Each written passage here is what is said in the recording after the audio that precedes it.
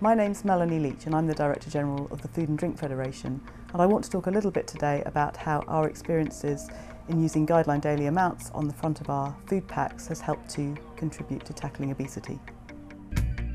We recognised some time ago that industry had an important part to play in responding to society's concerns around obesity, health and nutrition. In 2004, we first committed through our Food and Health Manifesto to making a difference for consumers through areas such as our recipes, making our recipes healthier, through workplace wellbeing and importantly through the provision of better nutrition information.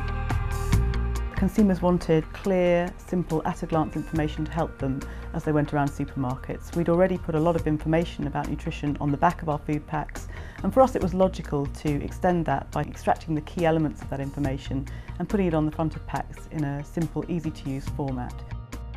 Fairly early on in the development of the campaign, we recognised that this wasn't just about a dry public education campaign.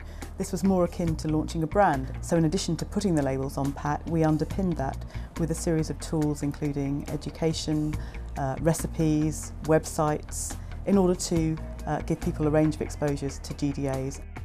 We've produced more than 10,000 toolkits for healthcare professionals, nutritionists and pharmacists to use in their consultations with patients, and we've produced more than 50,000 leaflets which have been distributed in doctors' surgeries. One of the things I particularly like about the GDA scheme is that it helps put particular foods into the context of the whole diet. So rather than singling out individual foods and saying they're bad for you or good for you, for instance, the GDAs help consumers to look at a food in context of what they eat throughout the day. The important thing for me is knowing that the GDAs are based on independent science. Most of them are based on the COMA report for dietary reference values. So they're not just numbers that are plucked out of the ether somewhere. There is a reason why the numbers are chosen.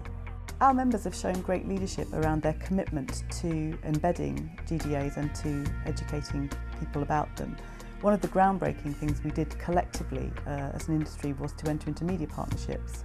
So we worked with the Mirror Group and the Bauer Group to reach over 10 million women and to help them with GDA information and to guide them towards the labels. Right at the outset, it was very important for us to be able to deliver a measurable series of insights for the campaign. We already knew that our consumers were very interested in the issues.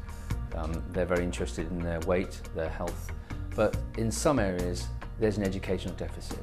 In that respect, we found out during the campaign that the campaign itself was able to empower and inform consumers, not only in terms of awareness of GDA labelling, but also instructing us as to ease of use.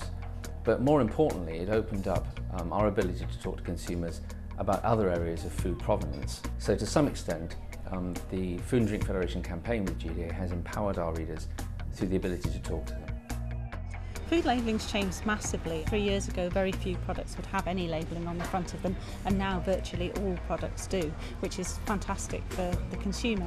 But there have been other interesting effects too, because as manufacturers have started to put the labels on the front of products, it's made them focus much more heavily on the individual products, and they've used it as a basis for reformulation in many cases to try and reduce the level of things like salt or fat within a product. The next steps are really about working with the EU to decide on a way forward here, but I think in the meantime consumers in the UK are very well served by the information they get on pack. The debate about front of pack labelling is now moving to the European level, where a proposal for the Commission is being actively discussed, and we're very keen that people should learn from our experience. I am really proud of what our members and other players in industry have achieved in terms of front of pack labelling over the past 4 years. And I'm confident that our experiences and our knowledge will be critical to shaping the approach to front of pack labelling across Europe.